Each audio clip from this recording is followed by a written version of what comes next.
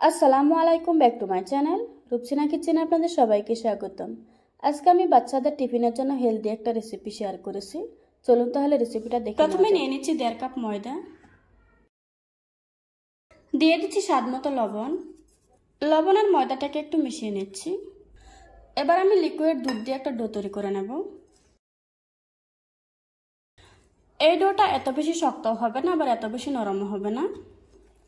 Normally রুটি পরোটার জন্য আমরা যেরকম ডো তৈরি করে থাকি ঠিক সেরকম একটা ডো তৈরি করতে হবে।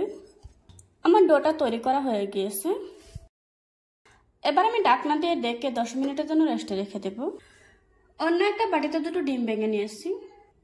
এবার দিয়ে দিচ্ছি 1/4 কাপ গাজর কুচি, দিয়ে দিচ্ছি 1/4 কাপ টমেটো কুচি, তারপর দিয়ে দিচ্ছি কিছু পেঁয়াজ কুচি, দিয়ে দিচ্ছি কিছু কাঁচামরিচ কুচি, তবে জালটা আপনারা আপনাদের পছন্দ অনুযায়ী দিয়ে নেবেন।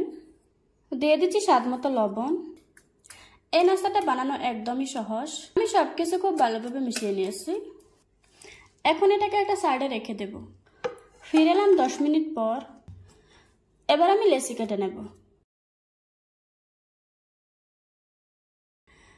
আমি এরকম সাইজ করে লেচি কেটে নিয়েছি।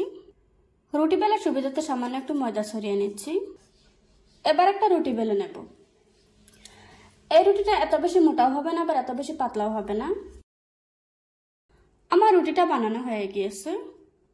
আমি এরকম করে একটা রুটি বেলে নিয়েছি। এভাবে করে আজকে আমি সবগুলি রুটি বেলে নেব। আমার এখানে 5টা রুটি হয়েছে। এবার আমি ডিমের মিশ্রণটা রুটির উপরে দিয়ে দিচ্ছি। তারপর এরকম পাতলা করে ছড়িয়ে দিচ্ছি। এখন রুটির সাইডে একটু দুধ লাগিয়ে নিচ্ছি, তবে আপনারা চাইলে পানিও লাগিয়ে নিতে পারবেন। তারপর উপরে আমি আরেকটা রুটি দিয়ে দিচ্ছি। ওই রুটির সাথে এই রুটিটাকে খুব ভালোভাবে ভাঁজ দিয়ে দিচ্ছি। এখন একইভাবে ডিমের মিশ্রণটা দিতে থাকবো আর রুটিগুলো দিতে থাকবো। এভাবে করে আজকে আমি সবগুলি রুটি ভাঁজ দিয়ে নেব। এখন আমি 5 নম্বর রুটিটা দিয়ে দিচ্ছি। একটার পর একটা এভাবে করে আমি সবগুলি রুটি একসাথে দিয়ে দিচ্ছি। এভাবে করে যদি আমরা নাস্তাটা তৈরি করি তাহলে কিন্তু আমাদের সময়টাও বাঁচবে আর খেতে অনেক বেশি ভালো লাগবে। এটা যেন খুব ভালোভাবে আঠা লেগে যায় তার জন্য কাঁটা চামচ দিয়ে এভাবে করে চেপে দিচ্ছি। তো আমি পুরো রুটিটা এভাবে করে চেপে দিয়েছি। এবার আমি নাস্তাটা প্যানের মাঝে দিয়ে দেব। তারপর ঢাকনা দিয়ে ঢেকে দিচ্ছি। এখন আমি প্যানটাকে চুলার উপরে বসিয়ে দিয়েছি আর চুলার আঁচ একদম লোতে রেখে 10 মিনিট কুক করে নেব। 10 মিনিট পর এটা অনেকটাই সিদ্ধ হয়ে গিয়েছে আর শক্ত হয়ে গিয়েছে।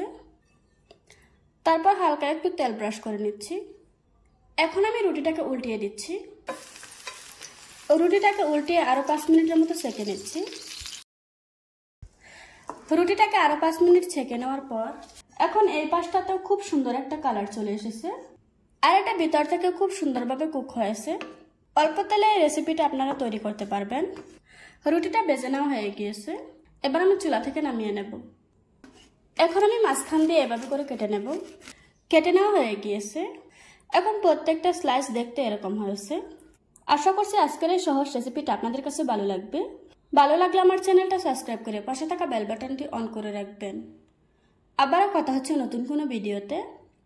ততক্ষণ সুস্থ থাকবেন, ভালো থাকবেন। আল্লাহ হাফেজ।